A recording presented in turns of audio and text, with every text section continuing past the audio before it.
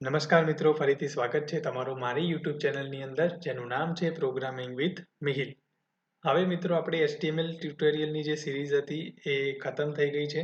I hope કે તમે એ series જોઈ હોય અને તમને HTML નો બેઝિક આઈડિયા આવી ગયો હોય. કેમ હું આવું બોલું છું કે તમને બેઝિક આઈડિયા આવી ગયો હોય? કારણ કે હવે આપણે શીખવાનું છે નવો ટોપિક, એનું નામ છે CSS. મતલબ કે હવે આપણી CSS પર એક સિરીઝ સ્ટાર્ટ થવાની છે. સો આજે ફર્સ્ટ વિડીયો છે, બટ CSS નું ઇન્ટ્રોડક્શન છે. હવે જે લોકો ફર્સ્ટ ટાઈમ જોવા આવે છે, આ વિડીયો જોઈ રહ્યા છે અને જો એમને HTML વિશે આઈડિયા નથી, તો તમે HTML ટ્યુટોરિયલની જે મારી સિરીઝ છે એને જોઈ શકો છો. અને જો તમને આઈડિયા છે HTML નો અને તમે કદાચ મારી સિરીઝ જોયેલી પણ છે, તો ઓકે, આપણે CSS કન્ટિન્યુ કરીશું, રાઈટ? સો લાઈક શેર સબસ્ક્રાઇબ કરજો વિડીયોને અને સબસ્ક્રાઇબ કરીને નોટિફિકેશન જે માટે તમારે બેલ આઇકોન પ્રેસ કરવો હોય તો કરી દેજો, જેથી નવા વિડીયોઝની અપડેટ તમને આવે. અને સબસ્ક્રાઇબ ખાસ કરી રાખજો એટલે લેટેસ્ટ વિડીયોની પણ અપડેટ તમને મળતી રહે, કારણ કે આગળ જતાં હું નવી નવી ટેકનોલોજીસના વિડીયો પણ ગુજરાતીમાં અપલોડ કરીશ, જેથી તમે શાંતિથી શીખી શકો અને આપણી માતૃભાષામાં શીખી શકશો એ વસ્તુને. ઠીક છે, ચલો તો આપણે સ્ટાર્ટ કરીએ છીએ CSS ની સિરીઝ. એના માટે હું શું કરું છું, પહેલા આપણે HTML નો કન્ટેન્ટ થોડુંક અહીંયા બનાવીશું. HTML ના ટેગ્સ જે આપણે શીખ્યા છીએ, HTML ટેગ્સ, એને આપણે અહીંયા થોડા રાઇટ ડાઉન કરીશું.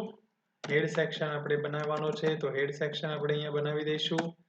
હેડની અંદર આપણે ટાઇટલ ટેગ અહીંયા નાખીશું અને અહીંયા આપણે લખી દઈશું CSS ટ્યુટોરિયલ. ઓકે, સો આ થઈ ગયું આપણું ટાઇટલ. અહીંયા આપણે ફાઇલને સેવ કરીશું, html css.html, આવું કંઈક આપણે નામ આપીને ફાઇલને સેવ કરીશું. ઓલરાઈટ, ચલો તો આ ફાઇલ જે છે એને આપણે અહીંયાથી ડ્રેગ કરીશું અને અહીંયા હું મૂકી દઈશ ક્રોમની અંદર. અને ક્રોમની અંદર આપણું જે પેજ છે અહીંયા હાલ આપણું લોડ થઈ ગયું છે, રાઈટ? હજી આપણે કંઈ કન્ટેન્ટ નથી લખ્યું, બટ પેજ આપણું લોડ થઈ ગયું છે. ટેન્શન લેવાની જરૂર નથી, મેં ખાલી ડ્રેગ કરી છે ફાઇલ. તમે અહીંયા એડિટરમાં જઈને ગો લાઈવ પર કરી શકો છો, બટ મારું ડિફોલ્ટ જે બ્રાઉઝર છે એ અલગ છે, જેથી થોડુંક ટાઈમ લે એવું છે, એટલે મેં ક્રોમમાં સીધું ડ્રેગ કર્યું છે. તમે ગો લાઈવ પણ કરી શકો છો એડિટરમાં VS કોડની અંદર. અગર તમે VS કોડ એડિટર યુઝ કરો છો તો રાઈટ હેન્ડ સાઈડ કોર્નરની અંદર તમને ગો લાઈવનું ઓપ્શન આવશે. પણ આ ઓપ્શન ત્યારે આવશે મિત્રો જ્યારે તમે અહીંયાથી એક્સટેન્શન જે છે એ ડાઉનલોડ કરશો આની અંદર, તો તમને દેખાશે, બાકી નહીં દેખાય. ઠીક છે, તો પહેલા એક્સટેન્શન નાખી દેજો. ચલો, એ તો એક નોલેજ છે એક્સ્ટ્રા. ઠીક છે, તમે એને ફોલો કરજો. ઓલરાઈટ, સો બોડી ટેગ આપણે નાખીશું.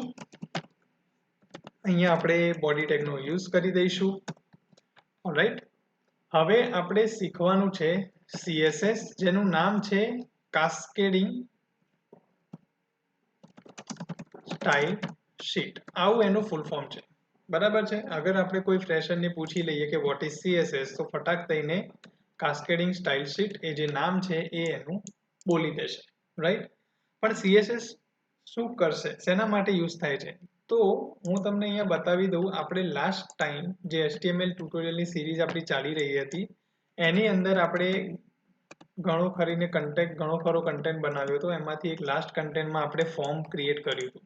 તો હવે આ ફોર્મ તમે જોઈ શકો છો કે કેટલું બેઝિક ફોર્મ HTML નું બનાવ્યું છે, પણ એમાં કોઈ પ્રોપર ડિઝાઇન નહીં, કોઈ એલાઇનમેન્ટ નહીં, કંઈ જ નહીં. તો આ પેજ જોઈને જ આપણને એમ થાય કે આ વેબસાઇટ શું જોશું આપણે, રાઈટ? સો HTML જે છે એ તમારું વેબ પેજનું બેઝિક સ્ટ્રક્ચર બનાવવા માટે હેલ્પફુલ થાય છે. એ આપણે HTML માં જોઈ લીધું છે. પણ હવે એને વ્યવસ્થિત ડિઝાઇન કરીને સારું રિપ્રેઝન્ટ થાય યુઝર માટે, એના માટે આપણે યુઝ કરવાનું છે કાસ્કેડિંગ સ્ટાઇલ શીટ, એટલે કે CSS, રાઈટ? તો આપણે CSS પહેલા શીખવી પડશે કે CSS છે શું અને એ કેવી રીતે આપણે યુઝ કરીશું એ લેટર ઓન જોઈશું. પણ CSS નો મતલબ એ થાય છે કે તમારા વેબ પેજને એટ્રેક્ટિવ બનાવવા માટે કામ કરશે. ફોર એક્ઝામ્પલ, આપણું જે બોડી છે એમાં ખાલી ને ખાલી હાડકા હોય તો કેવું હાડપિંજર દેખાય, જસ્ટ સ્કેલેટન, રાઈટ? તો HTML પેજ તમારું એવી રીતે જ દેખાશે. હવે એની અંદર આપણે માંસપેશીઓ આવે, પછી એમાં ચરબીના થર, એમાં રક્ત, આપણું જે બ્લડ છે એ બધું નાખીએ અને સ્કિન આપણી તૈયાર થઈ જાય વ્યવસ્થિત, અને પછી આપણે વ્યવસ્થિત કપડાં પહેરી લઈએ તો કેટલા મસ્ત રીતે આપણે દેખાઈએ, પ્રેઝન્ટ થઈએ, આપણી પર્સનાલિટી દેખાય. એ કામ કોણ કરે છે આપણા વેબ પેજ માટે? CSS. સેમ વસ્તુ અહીંયા થાય છે. HTML તમારું બેઝિક વેબ પેજ બનાવીને આપે છે, સ્ટ્રક્ચર ખાલી બનાવે છે કે આવું હશે, પણ એને સારું રિપ્રેઝન્ટ કરવા માટે એન્ડ યુઝરને આપણે CSS નો ઉપયોગ કરવો પડશે. આઈ હોપ કે તમને આ વસ્તુ ક્લિયર થઈ ગઈ હોય કે CSS શેના માટે જરૂરી છે અને CSS શું છે. તો હવે CSS જે આવે છે એ બેઝિકલી 3 ટાઈપની આવે છે. કઈ 3 ટાઈપ છે એની? એક આવે છે ઇન્ટરનલ CSS, ઓકે. સેકન્ડ આવે છે તમારું એક્સટર્નલ CSS અને થર્ડ આવે છે ઇનલાઇન CSS. તો આ 3 ટાઈપની તમારી CSS જે છે એ અવેલેબલ હોય છે તમારે એપ્લાય કરવા માટે, રાઈટ? સો ઇન્ટરનલ CSS, એક્સટર્નલ CSS અને ઇનલાઇન CSS, આપણે આ ત્રણેય ટાઈપને અલગ અલગ રીતે ભણીશું ડિટેલિંગમાં કે કેવી રીતે તમે આનો યુઝ કરી શકો છો. હવે આ CSS જ્યારે પણ તમે લખો છો ત્યારે એને કેટલા બેઝિસ પર લખી શકાય? તો એની અગર વાત કરું કે હાઉ ટુ રાઇટ CSS, તો આના માટે આન્સર એવો આવે છે કે તમે એક ક્લાસ બેઝ લખી શકો છો CSS, બરાબર? પછી ID બેઝ લખી શકો છો CSS તમે, અને ત્રીજું છે ટેગ બેઝ. ઠીક છે? તો આ 3 રીતે તમે CSS એપ્લાય કરી શકો છો તમારા HTML કન્ટેન્ટ પર. ઓલરાઈટ? તો 3 ટાઈપની CSS છે, ઇન્ટરનલ, એક્સટર્નલ અને ઇનલાઇન.